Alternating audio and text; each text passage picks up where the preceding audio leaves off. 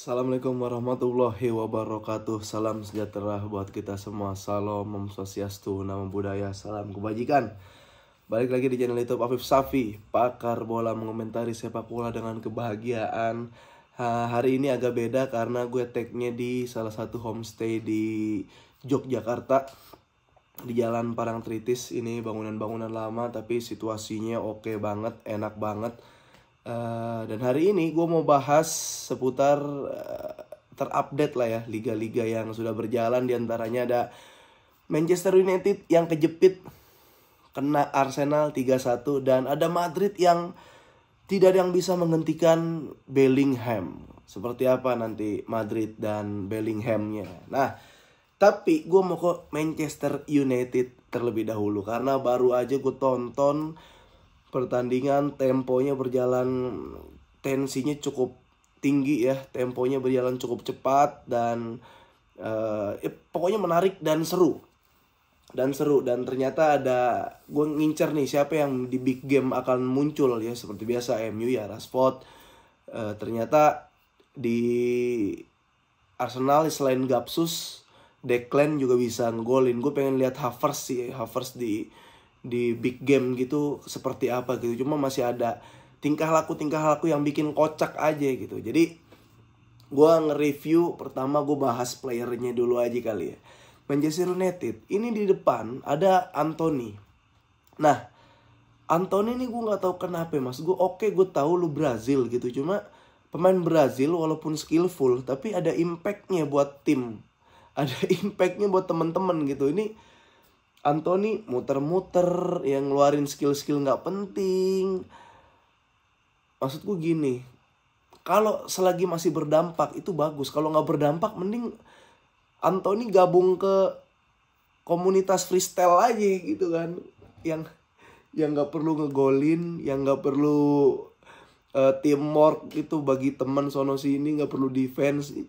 Nge-skill aja, juggling gitu. Terus yang menarik juga tadi Martial yang main. Gue nggak tahu, gue belum baca data lebihnya ya. Tapi kalau rating yang udah keluar itu rating 2,5 gitu. Maksud gue, lu ngapain sih Martial gitu, kayak ya oke lah gitu. Kenapa nggak Højlund gitu dari awal? Tapi ya udahlah, itu kemauan Erik ten Hag yang sebenarnya 90 menit berhasil. Cuman kan kebobolannya di menit tambahan waktu. Nah, Garnacho gue juga nunggu Garnacho di big game. Tapi kalau gue ngelihat, masuk gini, oke lah ada orang yang digoreng media. Gara-gara kita nggak nonton, kita abu-abu nih. Percaya sama media, dia sehebat itu, atau yang diberitakan orang-orang, atau ya udah nggak percaya aja, ini besar-besarkan media. Tapi kan gue nonton juga. Ya oke, itu gol sebenarnya bisa diperdebatkan tuh, tipis tuh garisnya tuh. Cuma agak bingung kalau ngelawan teknologi tuh kayak gimana, agak bingung. Jadi offset ya offset, tapi masalahnya adalah terlalu besar gitu kalau ngegoreng Garnacho. Bukan cuman media ya, di Twitter ya fans juga yang walaupun nggak masalah hak mereka, tapi jangan digoreng kayak gitu. Nggak apa-apa lah digoreng, mas gue takutnya gosong gitu. Dia belum jadi apa-apa anak, belum nunjukin apa-apa. Golden Boy belum ada. Terus jadi negara juga belum kelihatan gitu kan. Masih biasa aja gitu, takut gosong kalau digoreng mulu. Di tengah juga Casemiro udah kedatangan Amrabat nih emang, tapi kan belum main Amrabat. Tapi dari awal ini tengah MU kemarin ya gonta-ganti Erikson, kadang Tomenay masuk gitu kan. Kayak kemarin tuh Ten Hag kayak masih nunjukin, ini gue butuh lini tengah nih gitu kan. Karena lini tengah keropos. Casemiro ternyata udah mulai banyak error, di press panik, passing kadang salah gitu. Jadi ya udah dibeliin Amrabat. Walaupun nanti kita bisa ngelihat ya match ya, pekan ke-10 lah itu dibilang konsisten apa enggaknya. Tapi Casemiro ya di Madrid jadi orang galak yang jago. Sekarang kayak jadi orang galak doang tapi nggak bisa main bola. Casemiro di situ tuh. Nah, lini belakang emang agak susah nih. Apalagi terakhir Maguire Evans itu udah kayak, gue ngeliatnya Maguire tuh kayak bukan cuma Maguire-nya doang yang alam bawah sadarnya jelek sampai dia jadi main ikut jelek, tapi seluruh dunia nih, alam semesta, ketika Maguire masuk pikiran kita tuh secara nggak langsung, ya ngapain nih, blunder nih, ya MU jadi kalah nih. Jadi itu yang terjadi. Walaupun nggak semena-mena salah dia, tapi gol kan tercipta pas dia masuk gitu. Mau nggak mau kayak, kalau orang malu kan kadang butuh kambing hitam gitu. Kayak Maguire nih enak banget jadi kambing hitam. Seperti itu. Dalot juga sekarang katanya yang ditekuk sama Gapsus, nyengkat kenceng banget, nyerosot kenceng banget. Sampai sekarang Dalot masuk ke dalam tanah, katanya lagi dicari. Karena kenceng banget nyerosotnya tuh Diego Dalot. Nah itu Onana nih ya oke lah ya, dia sering maju-maju walaupun nggak terlalu penting, tapi dia sering maju-maju kasih umpan progresif. Tapi giliran bola itu gol keberapa ya, harusnya dia giliran dia harusnya maju itu, tapi dia malah mundur. Maksud gue gini, Onana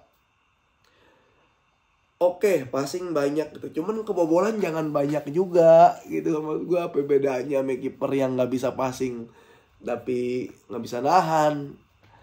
Apa bedanya gitu? Bedanya bisa passing doang. Nah, memang agak kesulitan ketika Evans dan Maguire masuk itu, dia bukan penerima bola yang bagus. Makanya Onana sedikit bingung, lempar jauh gitu kan, nggak terlalu berani bagi Maguire. Jadi agak nggak kayak awal-awal gitu. Evans sama Maguire kan menghalau bola oke, tapi menerima bola terus ngelanjutin, aduh itu udah susah banget. Itu Manchester United gitu kan. Tapi kita lihat, wah, Arsenal gitu yang gue bilang di Run Sportainment ya, di Kick and Runs gue bilang, ini Arsenal gimana nih, tim yang udah jadi nih. Ada yang bilang, Bung Adi juga bilang belum jadi Arsenal.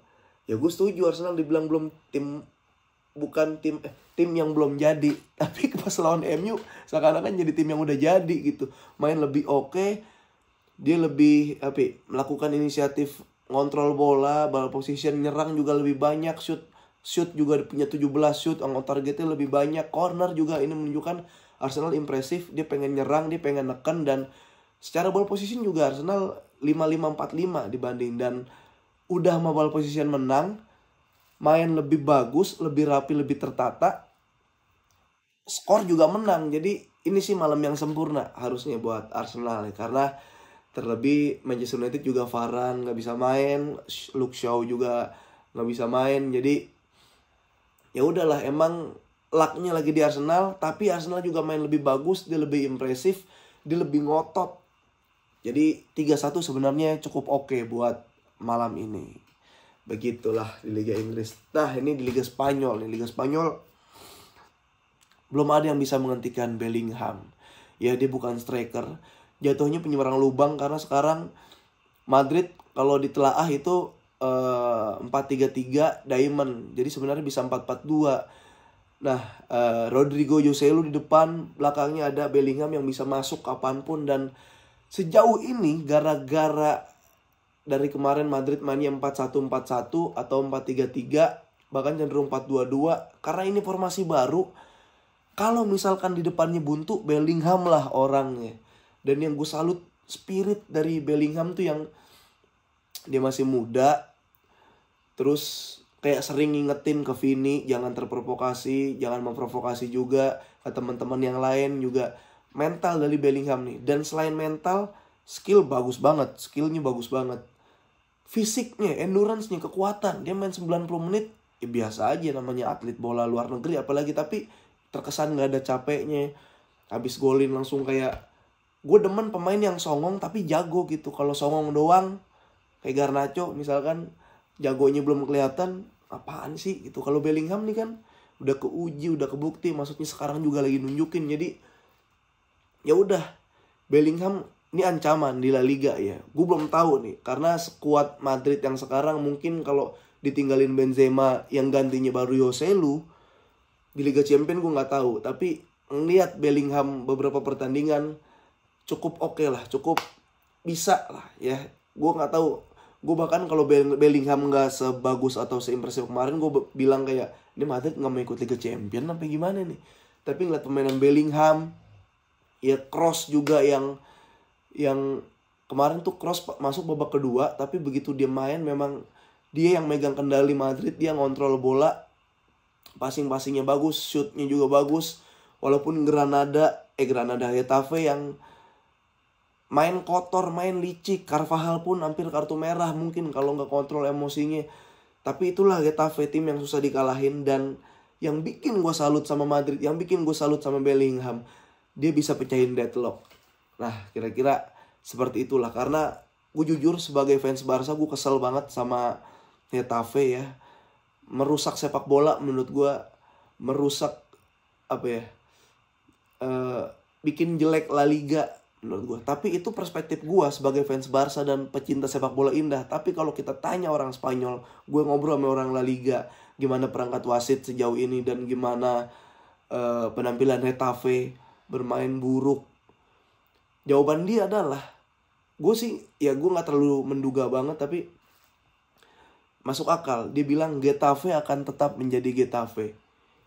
Getafe akan tetap menjadi tim yang susah dikalahkan.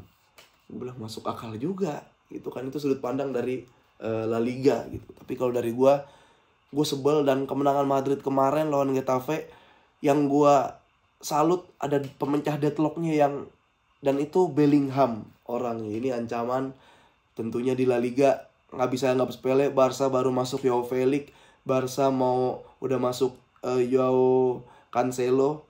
Gue juga nggak duga 2 orang masuk barengan selepas Ansu Fati pergi itu. Aduh, ini kayak udah gue cinta lagi lah sama sepak bola. Tadinya selagi Ansu Fati masih ada lapangan bola dan gue tonton, gue nggak bakal cinta lagi sama sepak bola. Tapi Tuhan adil, sepak bola adil.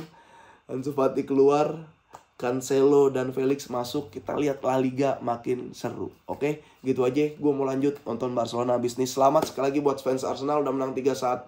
Declan Rice baru muncul ya di big game nih. Bellingham patut ditunggu lagi, apakah dia bisa konsisten.